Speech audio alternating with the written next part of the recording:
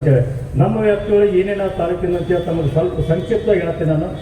ಇಲ್ಲಿ ಭಾಳ ದಿವಸದ ಬೇಡಿಕೆ ನಮ್ಮ ತಾಲೂಕು ಮಾಡಿರಿ ಅಂತೇಳಿ ಅದು ಹಂಗೆ ನಾವು ಒಂದು ಮನವಿ ಕೊಡ್ತಿದ್ವಿ.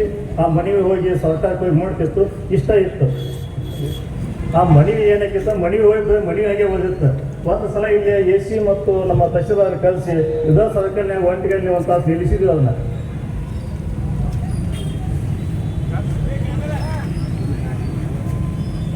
ನಿಲ್ಲಿಸಿ ನಿಮಗೆ ಕೆಲಸ ಏನಪ್ಪ, ಯಾಕೆ ಪಗಾರ ಕೊಟ್ಟು ನಿಮ್ಮನ್ನು ಕುಂದಿರ್ತೇವೆ, ನಾವಿಲ್ಲಿ ಯಾಕೆ ಕೊಡ್ತೇವೆ, ಇದನ್ನು ಯಾಕೆ ನೀವು ಸರ್ಕಾರಕ್ಕೆ ವರದಿ ಮಾಡಿಲ್ಲ, ಏನು ಮನವಿ ತೊಗೊಳಕ್ಕೆ ಏನು ಅಧಿಕಾರಿಯಾಗಿ ಬಂದಿರೋ ಇಲ್ಲಿ, ಅಥವಾ ಈ ತಾಲೂಕಿಗೆ ಏನೋ ನಿಮ್ದೊಂದು ಕೊಡುಗೆ ಇತ್ತು, ನಿಮ್ಮ ಕೆಲಸ ಏನೈತಿ, ನಿಮ್ಗೆ ಸಂಬಳ ಕೊಟ್ಟಿವಿ, ನಿಮ್ಮಲ್ಲಿ ದುಡಿಯಾಕಿದ್ದೀವಿ, ಈ ಭಾಗದ ಸುಮಾರು 16 ಹಳ್ಳಿ ಬೇಡಿಕೆ ಇಕ್ಕಿ ನೀವು ಏನು ಮಾಡಿರಿ ಕೆಲಸ ಅಂತೇಳಿ ಎಲ್ಲ ನಮ್ಮ ಹೋರಾಟಗಾರರು ಕೂಡಿಕೊಂಡು ನಮ್ಮ ಅಧ್ಯಕ್ಷರು ಮತ್ತು ಕಾರ್ಯಾಧ್ಯಕ್ಷರು ಮಾಂತೇಶನವರು ಎಲ್ಲ ಹೋರಾಟಗಾರರು ಕೂಡಿ ವಿಧಾನ ಚೆನ್ನಮ್ಮ ಸರ್ಕಲ್ನಾಗ AC ಮತ್ತು ತಹಶೀಲ್ದಾರ್ ಕುಂದಿರಿಸಿದ್ರು. ನಾವು 2 ತಾಸು ಕುಂದಿರಿಸಿದಾಗ ಅವ್ರು ಏನು ಮಾಡಿದ್ರು, ಮಾಲೀಕರು ತಾಲೂಕು ಸೂಕ್ತ ಐತೆ ಅಂತೇಳಿ 16 ಹಳ್ಳಿಗಳನ್ನು ಒಳಗೊಂಡಂಗೆ ಒಂದು ವರದಿಯನ್ನು ರೆಡಿ ಮಾಡಿದ್ರು.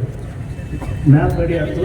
ಆ ವರದಿ ಒಳಗೆ 16 ಹಳ್ಳಿ ಇನ್ಕ್ಲೂಡಿಂಗ್ ಮಾಡಿ 2011 ಜನಗಣತಿ ಪ್ರಕಾರ 1,20,000 ಜನಸಂಖ್ಯೆಯನ್ನು ಹೊಂದಿಸಿ ಸರ್ಕಾರಕ್ಕೆ ವರದಿಯನ್ನು ಕೊಟ್ಟರು.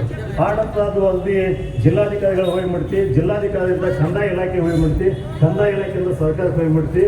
ಇನ್ನು ಈ ಭಾಗದ ಶಾಸಕರು ಮತ್ತು ಜಿಲ್ಲಾ ಉಸ್ತುವಾರಿಗಳಿಗೆ ನಾವು ಒತ್ತಡ ಹಾಕಿದ್ವಿ. ಒಂದು ಸಲ ಇಲ್ಲಿ ಬರಕಲ್ ಚಳವಳಿ ಹಮ್ಮಿಕೊಂಡಿದ್ವಿ.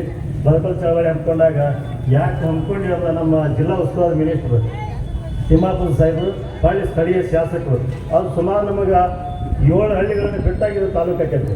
ಆ ಭಾಗದ 5 ಹಳ್ಳಿಗಳು 5 ಹಳ್ಳಿಗಳನ್ನು ಕೂಡಿಸಿದಾಗ ನಮಗೆ ತಾಲೂಕು ಆಕೈತಿ.